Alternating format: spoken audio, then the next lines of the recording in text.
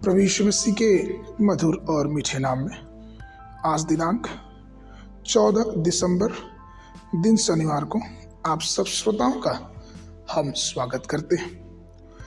आज के दिन के लिए जो वचन है लिया गया है फिलिपियों की पत्री उसका 3 अध्याय 13 और 14 पद। हे भाइयों, मेरी भावना यह नहीं कि मैं पकड़ चुका हूँ, परंतु केवल यह एक काम करता हूँ कि जो बातें पीछे रह गई हैं उनको भूलकर आगे की बातों की ओर बढ़ता हुआ निशाने की ओर दौड़ा चला जाता हूँ, ताकि वह इनाम पाऊं जिसके लिए परमेश्वर ने मुझे मसीह यीशु में ऊपर बुलाया है। प्रियो, अपने जीवन में एक उद्देश्य, एक लक्ष्य, एक सिद्धांत होना चाहिए। हम इन सांसारिक जीवन से केवल एक बार गुजरते हैं और हमें दिन और महीने ऐसे ही बर्बाद करते रहते हैं। एक बार एक विद्वान ने ऐसा कहा है, बिना उद्देश्य का जीवन बिना पत्ते के समान है। और ये सच है प्रियो। आज हम इस दुनिया में देखते हैं बहुत तेरे ऐसे लोग हैं जो बिना उद्देश्य के अपने जीवन को गुजारते हैं। एक समय की बात है कि जब मैं स्कूल में था तो एक जिला शिक्षा अधिकारी हमारे स्कूल में आए और उन्हें बच्चों से पूछने लगे कि बच्चों, तुम क्या बनना चाहते हो, तुम क्या बनना चाहते हो। छात्रों ने एक एक करके कहा कि मुझे वकील बनना है, शिक्षक बनना है, पुलिस बनना है, सिपाही बनना है, सेना में भर्ती होना है।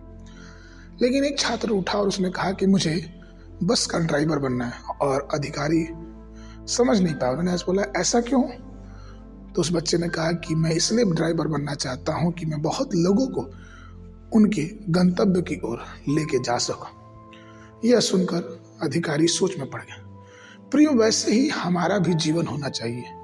हम अपने जीवन में क्या कर रहे हैं? क्या हमारा जीवन उस उद्देश्य से है कि हम प्रभु यीशु मसीह की ओर उन अन्य आत्माओं को लेके जाएं जो आज भी अंधकार में पड़ी हुई हैं?